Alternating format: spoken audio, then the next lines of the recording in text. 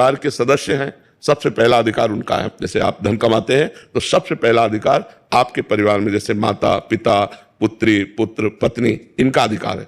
फिर दूसरा अधिकार, हम जो पुण्य करना चाहें, जैसे तीर्थ स्थान गए, हम कुछ पुण्य दान कर, लेकिन पहला हमें व्यवस्था उनकी करनी है, सबसे पहला कर्तव्य, क्योंकि वो आश्रित जन है।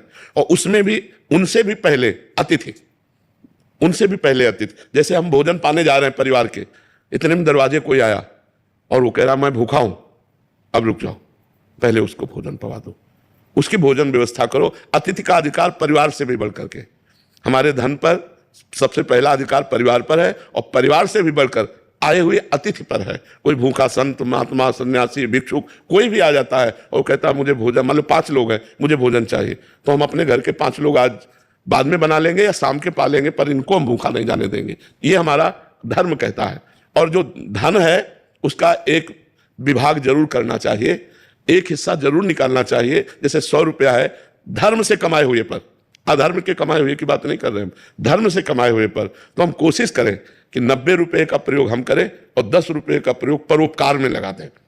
तीर्थ याटन गए, कहीं भगवान की सेवा, दान पुण्य, या किसी बीमारी की अवस्था में हम सहयोग कर दें, या जहाँ जैसा किसी गरीब की कन्या, या जहाँ जैसा लगे 10 रुपये 100 में निकाल के रख देने चाहिए। 90 प्रयोग करो, 10 100 निकाल के 10 रख दिए, और वो जब इकट्ठा हो गए, मान लो हम कह रहे महीने में हमारे 200 रुपये इकट्ठा हुए, हम 200 को चारा लेते हैं हरा और गौओं को पवा देते हैं। तो ये धर्म विधान से चले तो हमारा तन मन धन सब पवित्र हो जाएगा। एक भागवत करा देते हैं, सब लोग 7 दिन भगवान की कथा सुने, थोड़ा थोड़ा प्रसाद पाए, हो गया।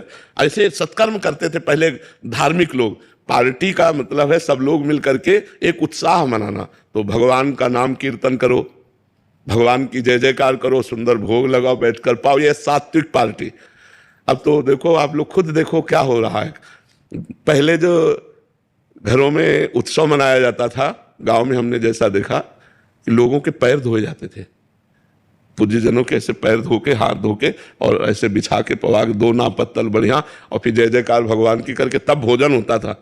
अब आज कहाँ होता है, जय जयकार होती है क्या? वो सब रख दिए, जो मनावे तुम ले, तुम्हारा मनावे तुम ले। तो इससे बुद्धि पर भी तो प्रभाव पड़ता है, हमारी बुद्धि वैसे दूषित हो जाती है। यदि हम शास्त्र और धर्म के अनुसार अपने तन और धन को लगावें तो हमारा मन पवित्र हो जाए, मन पवित्र हो गया तो सब ठीक हो गया।